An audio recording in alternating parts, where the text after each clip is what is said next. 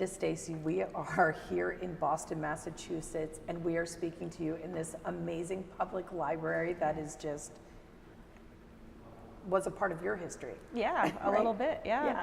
And I know that you're from Beverly, Mass, and you have a passion that I think is going to impact a lot of people, because for anybody who may have skills that they want to do what you have done, they're going to want to listen to what you have to say today. So can you tell everybody what your passion is? So my passion is helping hyper busy entrepreneurs, corporate people, anyone who has way too much on their plate, find more time, energy, and space for the really good parts of life. I found myself having an extremely focused life. It was all around commuting and getting into the city and spending long hours here in the city.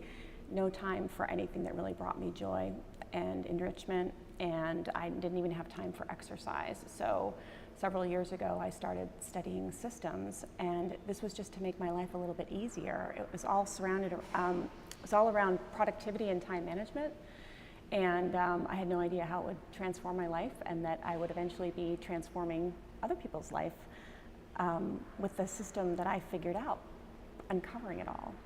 So, okay, you found a problem that you had, and you were in search, and they say to come up with something great, solve a problem. Yes. Right? Yes. So you did that, and now you help other people with the same problem. And one of the things that I focus on is inspiring my audience to take their idea, like you had that idea, and then you acted on it. Right. So what do you think makes you the type of person who acts like that?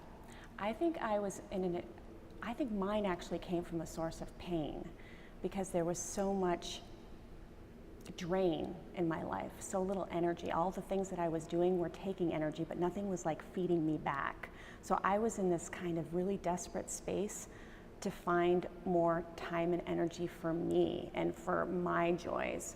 My job was not fulfilling. I've kind of tapped it out. I actually do still work full time while I'm ramping this up. It's a choice I've made, because I'm not comfortable breaking ties financially completely. But it's happening, you know, and it's very exciting to watch this grow, and I'm helping other people with their passions, because they all want to do other things other than work. And, you know, we all have things we have to do, whether we like it or not. You know, we have to have a job and bring home the bacon, and you know, where's the time and space? Sometimes you lose sight of the purpose behind all of the activity in your life. Well, I think that it's great that we caught you in a phase where you're still working, because absolutely, most people, right, they say, well, I can't just quit my job and do this. Right, and a lot of people who market to entrepreneurs, I found, will actually encourage them to kind of drop everything. And I don't feel that that's the only way to do it. So I'm doing it a little bit differently. I plan to go part-time and then kind of taper off. But I mean, you were teaching and creating workshops. Yep.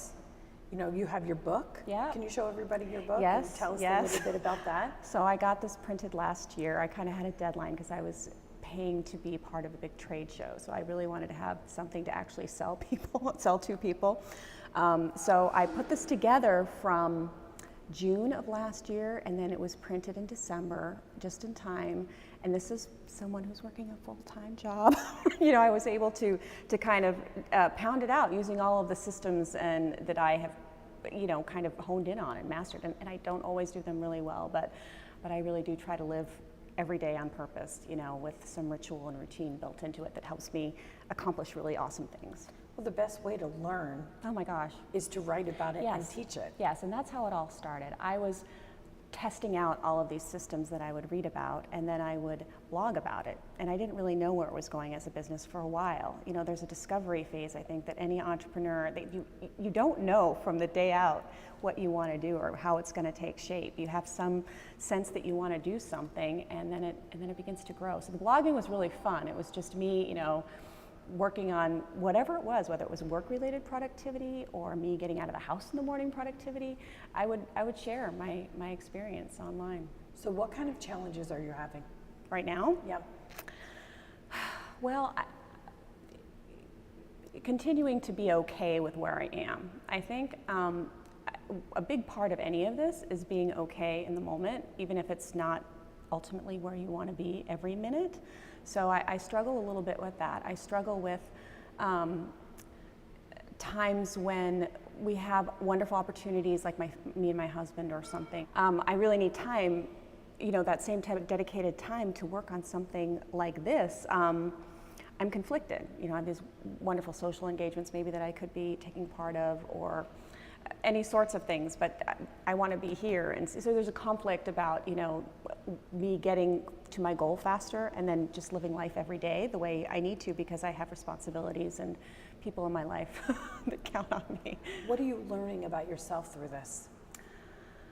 I'm learning that I'm a lot stronger than I thought I was. I'm learning things that it's just a wonderful way to continue to evolve. I'm learning that anyone can set a course and work towards something, even if they don't have a really crystal clear idea of what they want to do, that you can move towards it, and it can really transform your life, just having some kind of wonderful thing out there that you're striving for.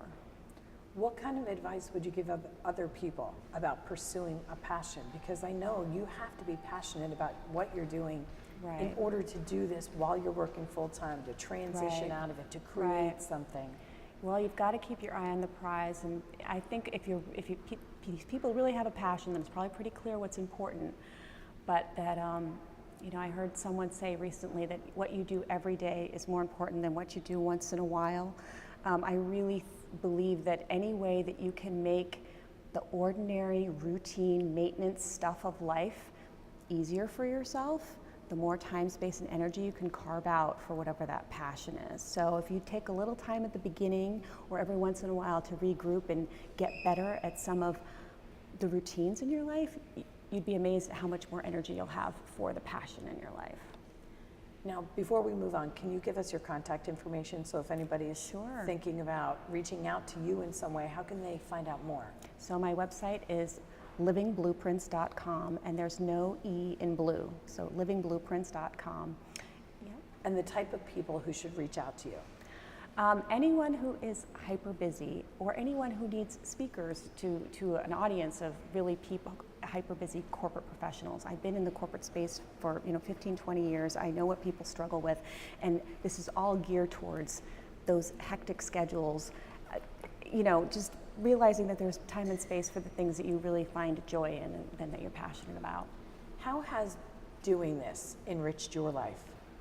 Oh, just in ways amazing. I have to say, probably the number one way is the network and the people that I have come to meet, whether I'm speaking to an audience or speaking to you, having met you where we did in Austin, and the other people who are pursuing similar things. It's so wonderful. It's like you're in this petri dish of, like where other people are also growing and taking and kind of creating and really excited about their lives. And that's a wonderful place to be. There's a lot of people in the corporate space that are not happy with their lives. And I talk to you, and I talk to you, and I talk to you, and I talk to you. And we love, and we hate, and we demonstrate. We try to relate. This is my breakthrough. Whoa. Said now.